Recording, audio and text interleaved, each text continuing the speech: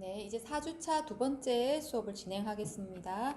4주차 수업은 투자 설계 및 포트폴리오 이론에 대해서 배워보도록 하겠습니다. 총 두 장으로 이루어져 있고요. 첫 번째 투자 설계 이해 그리고 포트폴리오 이론에 대해서 수업을 할 텐데 오늘은 투자 설계 이해 정도까지 진도를 나가보도록 하겠습니다. 네, 투자 설계 이해 1절 투자 설계 기본 개념을 정립하고요. 2절 투자 설계 프로세스에 대해서 오늘 이해에 들어가도록 하겠습니다. 우리 일단 투자와 저축의 차이점이라고 해서 두 번째 단락에 보시면 투자는 미래의 수익을 얻기 위해 현재의 소비를 포기하는 것은 저축과 같으나 불확실한 수익을 얻을 목적으로 위험을 부담한다는 점에서는 저축과 다르다. 저축은 당연히 위험이 거의 없는 거죠. 하지만 투자는 어떤 수익을 목적으로 저축을 하는 거기 때문에 조금 저축과는 다르다라고 되어 있고요. 밑에 투자 설계 기초 개념에 대해서 다기간 투자 수익률의 측정은 산술 평균과 기하 평균으로 한다 해서 이 차이점을 좀 아셔야 될 것 같습니다. 붉은 글씨를 보시면 수익률의 평균을 구하는 방법이다. 이에는 산술 평균과 기하 평균이 이용이 된다. 일반적으로 산술 평균은 기하 평균보다는 수익률이 평균이 높다. 그 이유는 산술 평균은 각 기간별 수익률을 단순 평균을 했기 때문에 복리 계산을 무시하는 거죠. 그래서 수익률이 조금 더 높습니다. 복리 계산을 무시했기 때문에. 하지만 기하 평균은 복리 요소를 고려하여 과거 여러 기간에 걸친 투자 수익률을 계산하기 때문에 수익률은 산술 평균보다 조금 낮겠지만 과거의 평균적인 수익률 내지 투자 성과를 측정하는 데는 더 적절하다. 과거의 수익률을 측정하는 데는 기하 평균이 더 적절하다라고 나와 있습니다.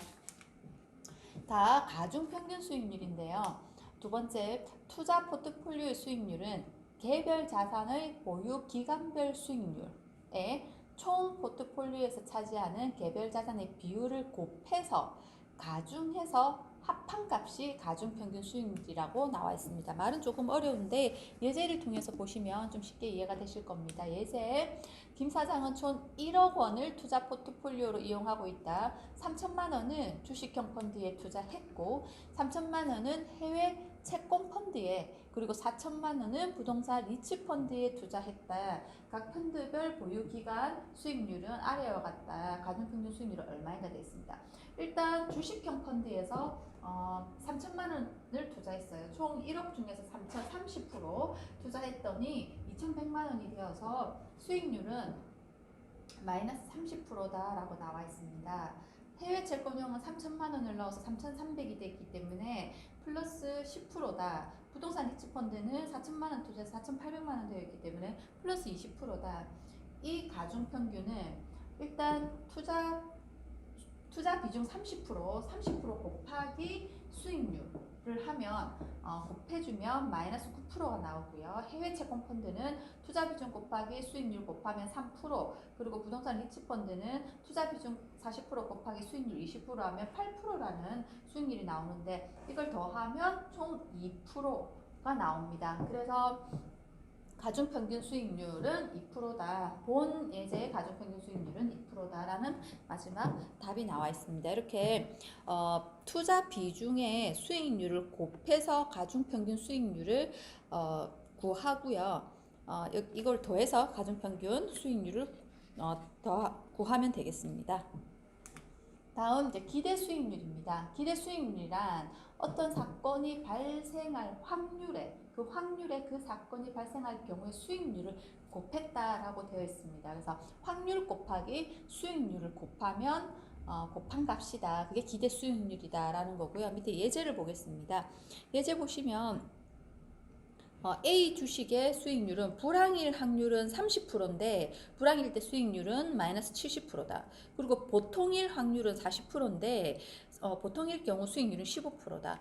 호황일 때 확률이 30%인데 호황일 확률은 또 100%다라고 되어 있습니다. 그러면 이거를 확률과 수익률을 곱해서 그 경우에 세 가지를 더하는 거죠. 그래서 밑에 보시면 A 주식의 기대 수익률은 0.3 곱하기 마이너스 0.7. 그래서 다시 더하기. 또 두 번째 0.4 곱하기 0.15.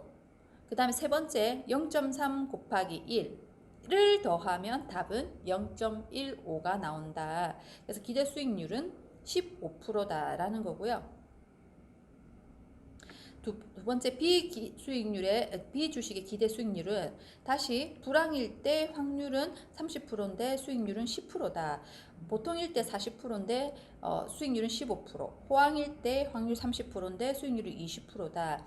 이거를 다시 각각 곱해서 더하면 A 주식의 기대 수익률과 결과는 같게 0.15, 즉 15%의 수익률로서 결과는 같게 나온다라는 겁니다. 그래서 A 주식의 기대 수익률과 B 주식의 기대 수익률은 기대 수익률을 구하기 전에는 수익률이 불황일 때, 보통일 때, 호황일 때만 봐서는 어느 주식에 투자를 할 때 더 좋다라는 판단을 하기가 어렵죠. 그래서 기대 수익률을 구해보니 두 개는 그렇지만 동일했다. 사실 기대할 수 있는 수익률이 동일했다라는 것을 알 수가 있습니다. 그래서 기대 수익률은 발생할 확률에 그 발생할 경우의 수익률을 곱하면 된다라는 거 알아두시면 되겠습니다.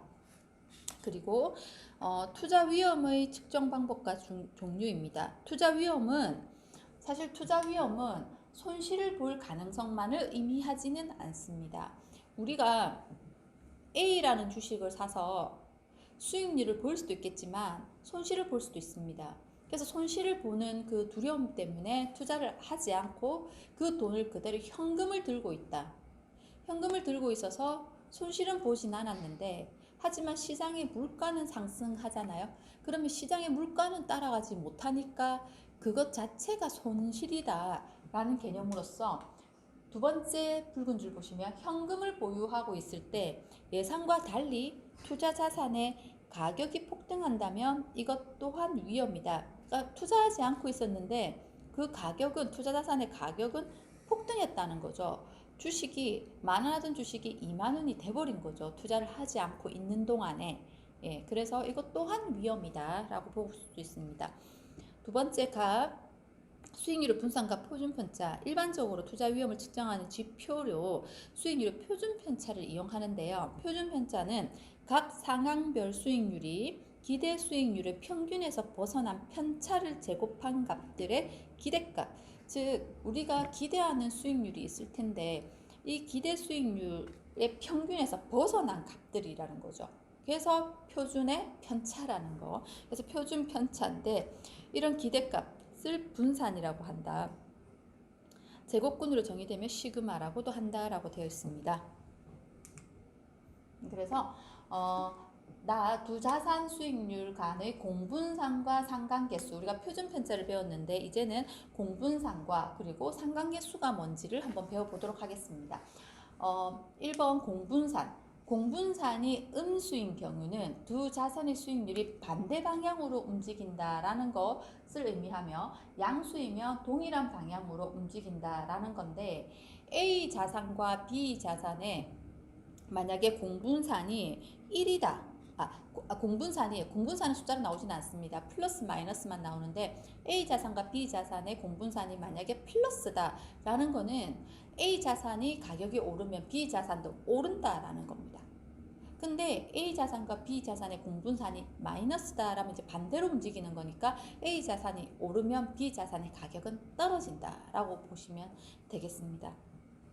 그래서 두 번째 단락에 붉은 글씨 보시면 수익률의 방향성이 같은지 다른지는 파악할 수 있지만 그 크기는 해석하는 것은 쉽지 않다. 그래서 A라는 주식이 오를 때 B 주식도 그러면 오르는데 A 주식이 1만큼 오를 때 B 주식이 얼마만큼 오르는지 그 크기는 알 수 없다. 그러나 이제 방향 플러스이기 때문에 A 주식이 오르면 B 주식이 오른다는 거는 알 수가 있다라는 겁니다. 근데 이 크기도 궁금하죠, 우리는. 그래서 그 크기를 나타내는 게 이제 상관계수, 두 번째 상관계수가 됩니다. 그래서 두 자산의 공분산을 각 자산의 수익률의 표준편차로 나누어 다음과 같이 상관계수를 구할 수 있다. 플러스 1일 때 두 개의 자산은 완전한 양의 상관관계를 가진다. 0인 경우는 아무런 관계가 없다. 마이너스 1이면 완전히 음의 상관관계를 가진다는 건데, 즉 뭐냐, A 주식과 B 주식이 있는데, 만약에 상관관계가 플러스 1이다 라고 했을 때는 A 주식이 1,000원일 때 2,000원으로 오르면 B 주식도 1,000원인데 2,000원으로 오른다는 거죠. 근데 만약에 이게 상관관계가 0.5다 라고 한다면 A 주식이 1,000원 오를 때 B 주식은 500원 오른다는 거죠. 0.5에 반영을 한다는 거죠. 근데 만약에 마이너스 1이다 라고 하면 A 주식이 1,000원 오를 때 B 주식은 1,000원이 내려간다. 반대로 같은 크기만큼 반대로 움직인다라는 건데, A 주식과 B 주식의 상관관계가 만약에 0이다 라면 A 주식이 움직이든 안 움직이든 B 주식은 아무 상관이 없다. 각자 논다. 관련이 없다라는 게 상관계수 0일 때라는 겁니다. 알고 계시면 나중에 또 여러 가지 투자 설계에 구체적인 공부를 할 때 또 도움이 될 것입니다. 이제 투자 설계의 프로세스, 2절 투자 설계 프로세스에 대해서 배워보도록 하겠습니다. 투자 설계 프로세스는 먼저 1. 투자 설계 6단계로 이루어진다라고 나와 있습니다. 이 투자 설계 프로세스 6단계는 AFPK 과정에서도 중요한 시험에 자주 등장하는 단계이기 때문에 봐주시면 좋을 것 같고요. 투자 설계 프로세스 6단계에서 먼저 1단계입니다. 1단계 고객의 기본 정보를 파악하고요. 재무 목표, 투자 우선순위, 투자 기간을 설정하는 거. 2단계 고객 재무 상황을 파악하고 경제 및 금융 환경을 분석. 3단계 자산 배분 전략을 포함한 투자 정책서를 작성하는. 4단계 투자 포트폴리오 수립 및 개별 상품을 선정하는. 5단계 투자를 실행하고 6단계 성과 평가 및 수정을 하는 총 6단계로 이루어져 있다. 자세히 좀 보도록 하겠습니다. 투자 설계 6단계의 단계별 내용입니다. 1번, 2-1번 투자의 목적 및 투자 기간을 설정한다 라고 해서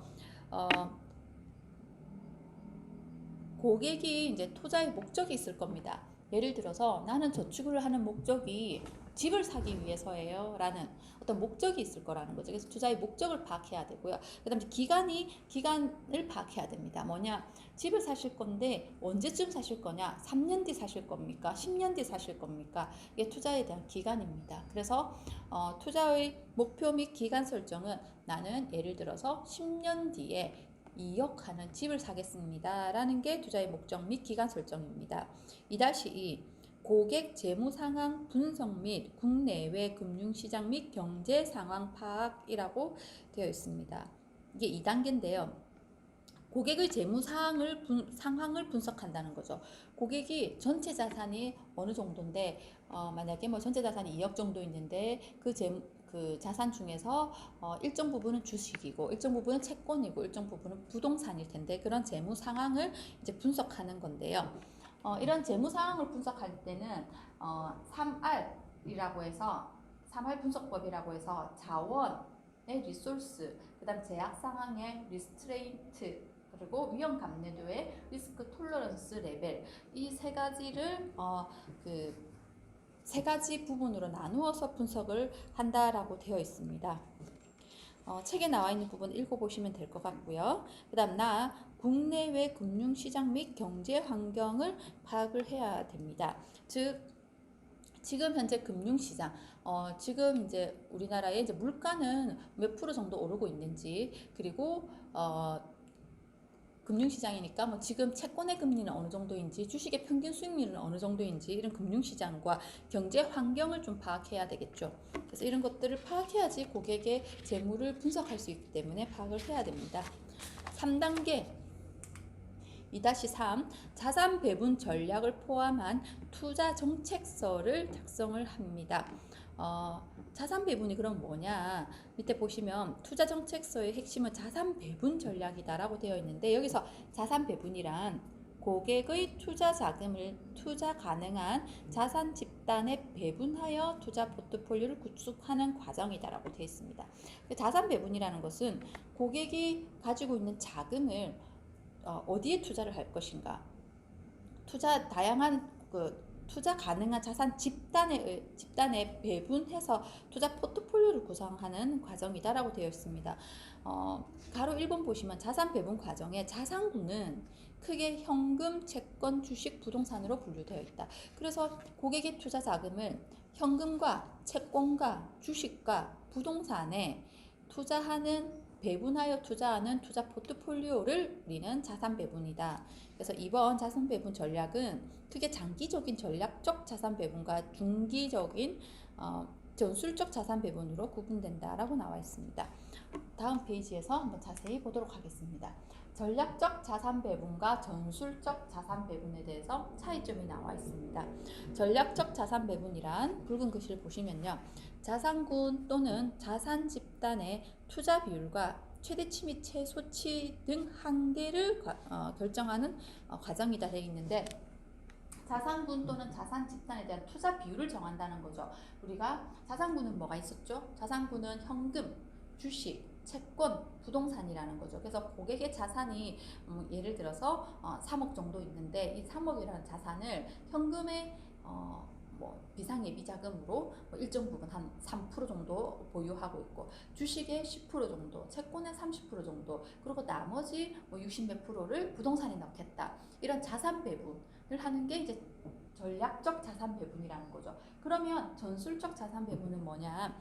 빨간 글씨 보시면 전략적 자산 배분에서 세웠던 금융 및 경제 변수가 변화함으로써 자산 집단의 상대적 가치 변화가 예상되는 경우에 시장의 변화 방향을 고려하여 연간, 반기, 분기별로 투자 비중을 변경하는 적극적인 투자 전략이다. 뭐냐?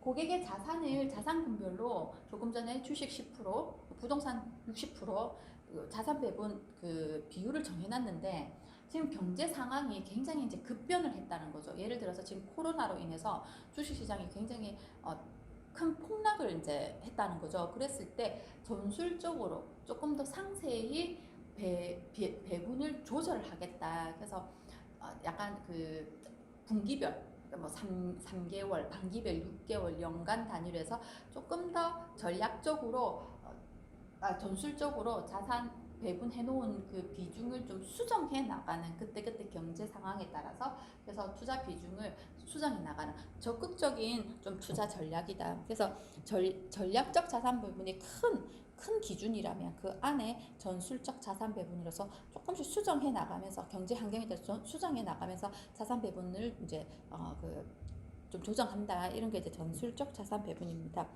그리고 우리는 이 3단계에서 투자 정책서를 이제 작성을 합니다. 고객과 함께 투자 정책서를 작성해야지만 이후에 오해의 소지가 없기 때문에 작성하는데요. 투자 정책서에는 간략한 고객 정보, 투자 목표 및 우선순위, 투자 기간, 위험 허용 수준 및 기대 수익률, 경제 지표에 대한 가정치, 투자의 제약 조건, 그리고 자산 배분 전략, 그다음 성과 평가를 위한 벤치마크 기술 등이 이제 정하게 된다라는 건데, 즉 고객의 투자 목표가 어떤 것들이 있는지를 이제 정했겠죠. 즉 나는 10년 뒤에 집을 사겠습니다. 5년 뒤에 차를 사겠습니다. 이런 걸 이제 목표를 정했는데 우선순위도 정한다는 거죠. 뭐가 더 중요하냐는 거죠. 10년 뒤에 집을 사는 게 중요하세요? 5년 뒤에 차를 사는 게 중요하세요? 따라서 우선순위가 달라진다. 그래서 나에게 제일 중요한 건 1번 집을 사는 겁니다. 그럼 우선순위 1번은 집, 10년 뒤에 2억 이렇게 우선순위도 정하고요. 그 다음에 위험 허용 수준 및 기대 수익률도 정합니다. 고객의 성향에 따라서 위험을 수용할 수 있는 수준이 다 다르거든요. 어떤 사람은 굉장히 공격적이고 어떤 사람은 굉장히 보수적일 수도 있겠죠. 거기에 따라서 수준을 정하고 거기에 따르는 기대 수익률, 공격적이신 분들은 기대 수익률도 높고 위험도 이제 높겠죠. 그런 것들도 미리 협의를 미리 한다는 거죠. 그래서 이런 것들이 투자 정책서에 담기는 내용이 되겠습니다. 그리고 이후에 이제 4단계인데 4단계에서는 자산 포트폴리오 이런 투자 정책서에 입각한 기초로 한 자산 포트폴리오를 실제 이제 구성하게 됩니다. 그래서 어디에 투자를 할 건지 구체적으로 포트폴리오를 구성하고 그리고 그 포트폴리오에 따른 상품도 선정을 하게 됩니다. 주식에 10% 투자를 하기로 했는데 그러면 주식에 어떠한 주식을 살 것인지 예, 그래서 상품을 선정하고요. 그 다음에 투자의 실행 5단계죠. 실행까지 그래서 가입까지 하게 되고요. 6단계에서는 성과 점검 및 리밸런싱 그래서 모니터링이라고 하는데요. 투자 이후에 그 어떤 결과에 대해서 이제 우리는 모니터링을 이제 진행을 하게 됩니다. 그리고 모니터링 하면서 또 리밸런싱 그래서 좀 수정해서 이 자산 배분을 조금 수정해서 비율을 다시 조정하기도 한다. 이런 게 리밸런싱이 되겠습니다. 이렇게 이제 투자 설계의 이해에 대해서 이제 배워봤습니다.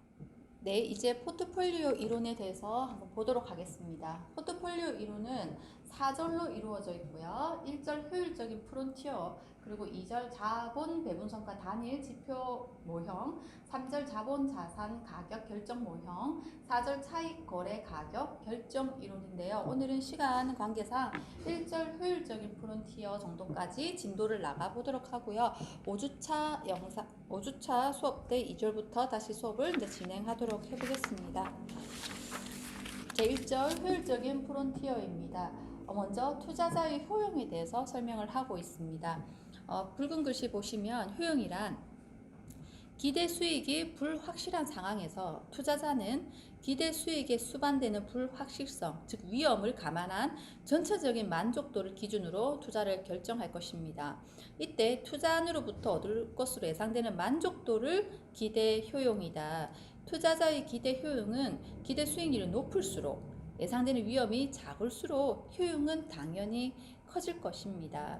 즉 위험을 감안한 만족도, 어떤 위험 안에서 위험을 감안해서 얻는 만족도를 효용이라고 한다. 그래서 기대 수익률이 당연히 높으면 효용은 커지겠죠. 위험이 작을수록 당연히 위험도 그 기대 효용도 커질 겁니다. 그게 이제 효용이라는 거고요. 다음 페이지 보시면 이제 무차별 곡선이라고 해서 나오는데요. 두 번째 줄에 붉은 글씨 기대 수익과 위험 조합 중에서 투자자에게 동일한 효용을 준 점들을 연결하여 그은 선을 무차별 곡선이다. 그래서 기대 수익과 위험을 조합한 것을 이제 효용이라고 하는데 이 동일한 효용, 그러니까 위험과 기대 수익률이 달라도 조합한 것이 이제 효용이잖아요. 그럼 이 효용이 같은 것들을 연결한 곡선을 무차별 곡선이다라고 되어 있고요. 밑에 붉은 것이 무차별 곡선이 양의 기울기를 갖는다는 것은 위험이 증가할 때 기대 수익도 함께 증가해야 동일한 효용을 유지할 수 있다는 의미입니다. 동일한 효용, 무차별 곡선은 동일한 효용을 연결한 선입니다. 효용이 같다는 거죠. 그렇다면 위험이 작다면 기대 수익률이 당연히 클 것이고 위험이 클수록 기대 수익도 높을 겁니다. 그래야지 효용이 같겠죠. 그러면 위험이 작다면 기대 수익도 작을 겁니다. 그래서 이들의 효용이 같겠죠. 그렇기 때문에 연결한 선은 양의 기울기를 가진다. 다음 표에서 보면 알 수가 있습니다. 이게 그 같은 효용을 가진 동일한 효용을 가진 점들을 이어서 무차별 곡선입니다. 무차별 곡선. 그래서 무차별 곡선은 이렇게 양의 기울기를 가진다라는 거죠. 그래서 위험이 증가하면 수익도 증가하는 양의 기울기를 가진다. 무차별 곡선이라는 겁니다.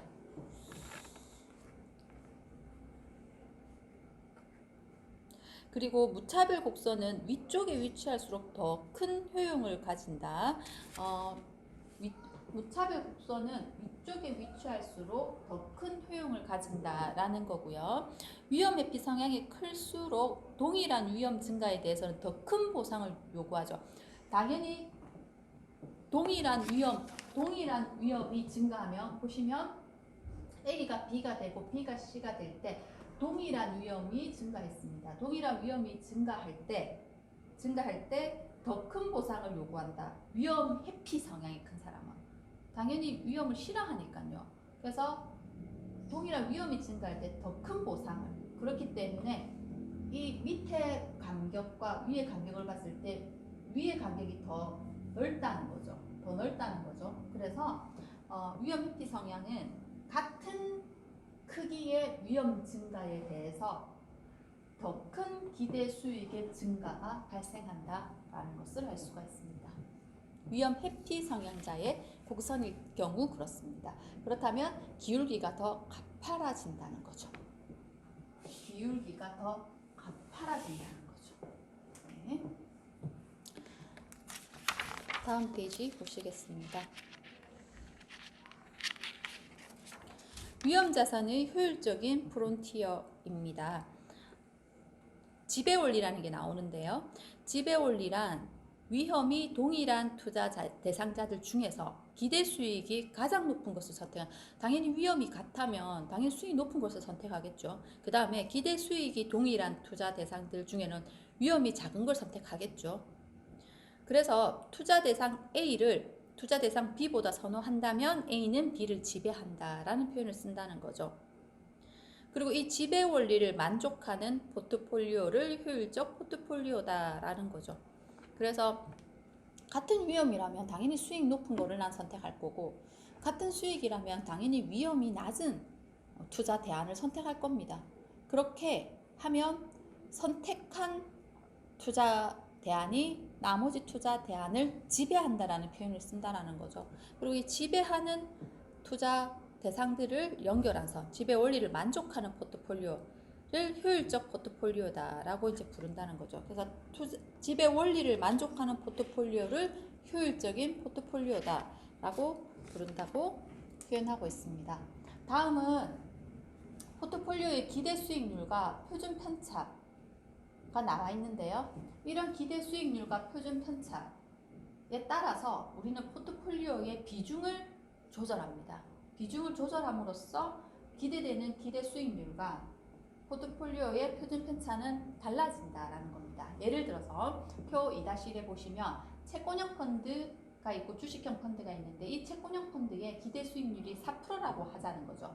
그리고 표준 편차가 6이라고 한다. 그리고 주식형 펀드는 기대 수익률이 11대 표준 편차는 16이라고 이제 하는 펀드가 두 개가 있다는 거죠. 근데 이 펀드들의 조합을 내가 투자를 할 때 비중을 조절함으로써 내가 향후에 가져갈 수 있는 기대 수익률과 그 조합의 표준 편차는 달라진다라는 거죠. 그래서 처음에 보시면 채권형 펀드 비중을 만약에 100%로 다 가져간다면 당연히 그 채권형 펀드의 이 기대 수익률 표준 편차를 그대로 가져가겠죠. 그래서 기대 수익률 사이에 표준 편차는 6이다라는 거고요. 근데 이거를 채권형 펀드와 주식형 펀드를 내가 만약에 5대5 정도의 비중으로 가져간다라고 한다면, 채권형 펀드의 비중을 50, 주식형 펀드의 비중을 50% 가져간다고 한다면 기대 수익률은 7%가 나온다는 거죠.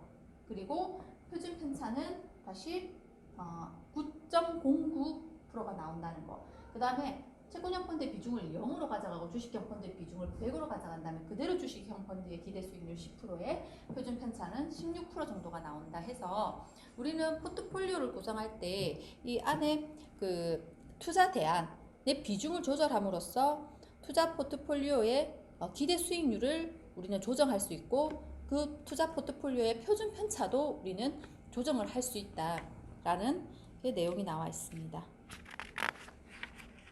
다음 페이지 한번 보도록 하겠습니다. 마코위츠의 효율적인 프론티어에 대해서 나와 있는데요. 두 번째 줄에 보시면 구성 자산의 기대 수익률과 분산, 그리고 자산 간의 상관계수를 안다면 포트폴리오의 기대 수익률과 분산을 우리는 계산을 할 수가 있습니다. 그리고 밑에 붉은 글씨 보시면 우리는 두 번째 단락 보시면 우리가 얻고자 하는 효율적인 포트폴리오다. 그림 2-5에 보면 다양한 투자 기회들 중에서 가장 좌측 상단에 위치한 포트폴리오만을 우리는 선택한다. 좌측으로 갈수록 위험은 작아지고 위로 갈수록 수익률은 높아지기 때문입니다. 가장 좌측 상단에 위치한 포트폴리오를 연결한 곡선을 우리는 위험 자산의 효율적인 프론티어다라고 나와 있는데, 표를 보면서 공부를 해보도록 하겠습니다.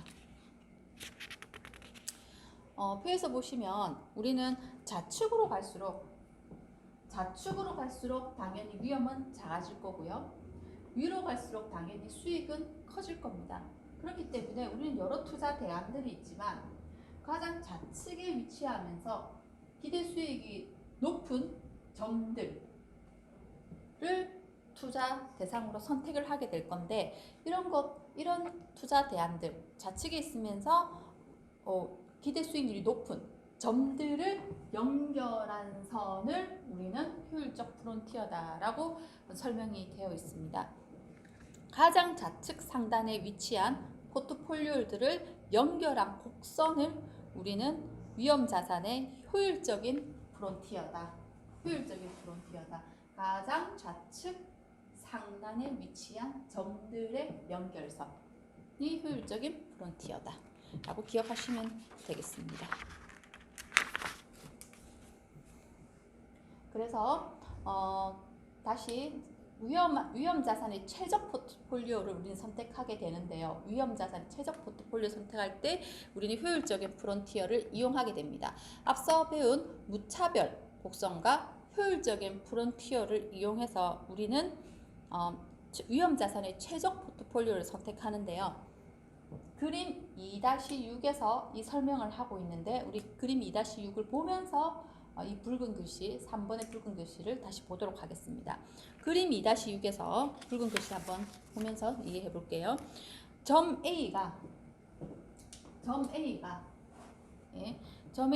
가장 높은 효용을 주지만, 우리는 동일한 효용을 연결한 선을 무차별 곡선이라고 배웠습니다. 그래서 A가 가장 높은 효용을 주지만 이것은 선택할 수 있는 범위를 벗어나 있다.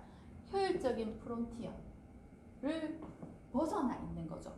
그래서 효율적인 프론티어에는 선택 가능한 포트폴리오 조합 중에서 좌측 상단에 위치한 점들을 연결한 선이므로 효율적인 프론티어보다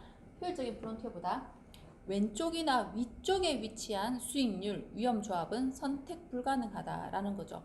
그래서 우리는 효율적인 프론티어보다 더 위쪽에 있거나 왼쪽에 있는 그런 대안은 선택을 할 수가 없다. 선택 불가능한 대안이다 라는 겁니다.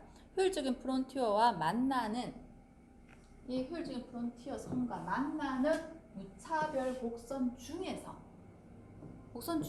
우리는 선택을 해야 되는데요. 효율적 프론티어와 만나는 무차별 곡선 중에서 가장 큰 효용을 주는 무차별 곡선을 찾아야 되는 거죠. 그러면 효율적 프론티어와 무차별 곡선이 접하는 점, 효율적 프론티어와 무차별 곡선 U1, U2, U3, U4 만나는 점 중에서 점 B에서 투자자의 효용이 최대가 됨을 알 수가 있다라고 되어 있습니다. 그래서 결국 투자자들은 그림 2-6에서 보는 바와 같이 효율적 프론티어와 무차별 곡선이 접하는 점